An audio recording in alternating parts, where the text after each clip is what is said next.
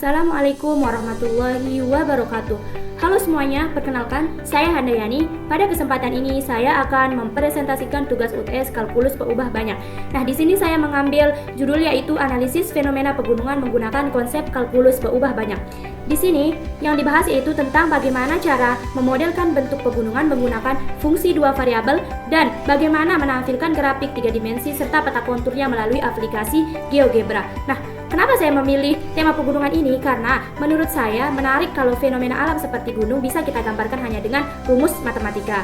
Nah, tujuan proyek ini ada beberapa hal. Yang pertama yaitu membuat fungsi matematika yang mencerminkan bentuk pegunungan sesuai dengan judulnya. Yang kedua yaitu memvisualisasikan fungsi tersebut dalam bentuk permukaan 3 dimensi memakai GeoGebra. Nah, di sini saya memilih fenomena nyatanya yaitu fenomena yang dipilih adalah bentuk permukaan pegunungan dan lembah di alam.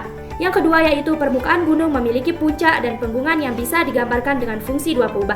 Yang ketiga, keterkaitan dengan kalkulus, konsep fungsi, gradien, dan turunan berarah dapat menjelaskan arah dan laju perubahan ketinggian di setiap titiknya. Untuk visual gambarnya itu ada foto topografi gunung dan grafiknya pada aplikasi 3 dimensi serta peta konturnya. Topik ini membahas tentang bagaimana bentuk gunung dapat dimodelkan dengan fungsi dua peubah H dalam kurung X, Y. Selanjutnya, model fungsi yang saya ambil yaitu fungsi ini. Nah, ini ada fungsinya yaitu H terhadap X, Y sama dengan 1500 dikurangi dengan 0,01 pada X dikurangi 50 kuadrat plus Y dikurangi 30 kuadrat plus 50 sin 0,1x dikali dengan cos 0,1y. Nah, makna variabel dari fungsi ini yaitu yang pertama, makna dari h, x, y itu ketinggian permukaan gunung atau parameternya. Yang kedua yaitu ini variabelnya x, y yaitu posisi horizontal pada peta atau meternya. Koefisiennya yaitu mengontrol kelengkungan lembah atau puncaknya.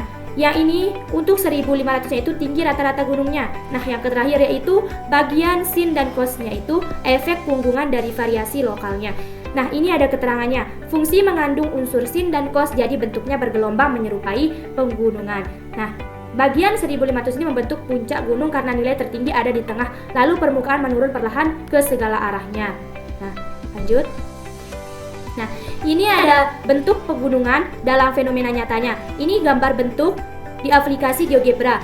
Cara langkahnya yaitu kita masukkan dulu fungsinya di aplikasi GeoGebra. Kita masukkan fungsi yang sudah kita pilih, lalu muncul grafik seperti ini. Nah, agar lebih detailnya, kita melihat bukit dalam fenomena nyatanya. Seperti ini dalam fenomena nyata fungsi yang saya ambil. Di sini ada nilai maksimum atau nilai tertingginya yaitu ada 50,30. Nilai fungsinya yaitu f terhadap x, y, ini jarak gelombangnya, ini gelombangnya.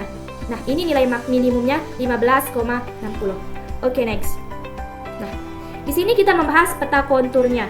Di sini ada titik puncak 50,30. Ini titik puncaknya. Nah, ini kan titik puncaknya paling atas yaitu 50,30. Ini seperti ini gambarnya. Gimana cara kita melihat peta konturnya? Ini ada langkah-langkahnya. Buka dulu aplikasi GeoGebra 3 dimensi, masukkan fungsi yang sudah dipilih. Nah, kita atur domainnya x, y elemen pada 0,100, aktifkan konturnya, tambahkan titik puncaknya. Ini kan ada ulah titik puncaknya 50,30, f 50,30. Nah, sehingga hasil pengamatan dari puncak utama di sekitar 50,30 itu permukaan bergelombang menandakan ada beberapa punggungan. Nah, ini kan udah kita lihat peta konturnya. Di sini puncaknya 50,30. Ini punggungan di setiap bergelombangnya. Sekarang kita masuk ke turunan parsial dan interpansinya. Di sini ada hx sama dengan negatif 0,02 dikali dengan x min 50 dikali dengan 5 cos 0,1x cos 0,1y. Hy-nya itu ini turunan dari fungsi yang saya ambil. Turunan hy-nya itu sama dengan 0,02 y dikurangi 30 dikurangi dengan 5 sin dalam kurung 0,1x sin 0,1y. Nah, ini titik intervensinya. Hx yaitu laju perubahan ketinggian terhadap arah timur ke barat. Ini turunan parsialnya. Ini Hx-nya. Hy yaitu laju perubahan ketinggian terhadap arah utara dan selatan. Nilai positif yaitu lereng menanjak, nilai negatifnya itu nilai menurun. Berarti Hy itu kan nilai positifnya. Berarti ini di sini dia menanjak, sedangkan nilai negatifnya itu yang Hx berarti dia menurun. Lanjut. turunan berarah dan gradiennya. Langkah perhitungannya yaitu kayak gini. Kita pilih dulu titiknya x0, y0 sama dengan 50,30. Kita hitung gradiennya. Di sini ada delta H.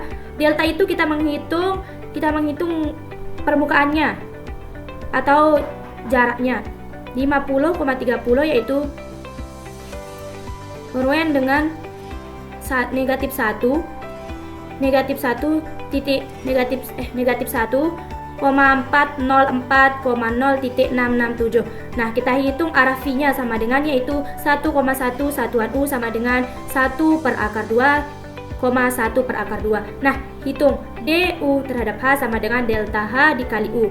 Ini kan U-nya sudah kita kali ini sama ini. Berarti hasilnya yaitu negatif 0,514. Artinya, jika bergerak ke arah 1,1, ketinggian menurun sekitaran 0,5 meter per satuan jarak. Arah gradien menunjukkan lereng tercuramnya.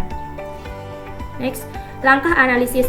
Syarat ekstrim yaitu Hx sama dengan 0 dan Hy sama dengan 0. Dari perhitungan tadi numeriknya, titik puncak utama di sekitar 50,30 yaitu titik maksimum lokal atau puncak gunungnya. Nah, pemeriksaan Hessingnya kayak gini. Kita cari ininya, lalu nanti nilai puncaknya yaitu berarti nilai 50,30 itu titik maksimum lokal atau puncak gunungnya. Next, untuk metode Lagrange-nya yaitu kita berikan dia contoh yaitu X plus Y sama dengan 80, delta H sama dengan lambda delta G, maka negatif 0,02 pada X dikurangi 50 plus 5 cos 0,1x cos 0,1y sama dengan lambda. Negatif 0,02 dikali dengan y negatif 30, negatif 5 sin 0,1x sin 0,1y sama dengan lambda. Interpretasinya yaitu titik tertinggi di jalur X plus Y sama dengan 80 menunjukkan lokasi optimal di lintasan gunungnya. Next. Nah, kita sudah sampai di akhir yaitu kesimpulan analisisnya.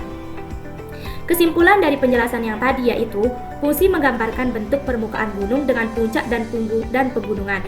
Yang kedua yaitu gradien menunjukkan arah lereng tercuram.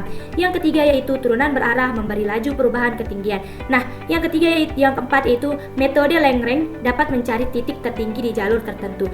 Nah, untuk tabel singkatnya yaitu untuk gradiennya itu negatif 4,404,0.677, DUH-nya yaitu negatif 0,514 yaitu dia menurun, maka dia menurun. Untuk Hessingnya yaitu segitiga lebih besar dari 0, HXX lebih kecil dari 0, maka dia maksimum.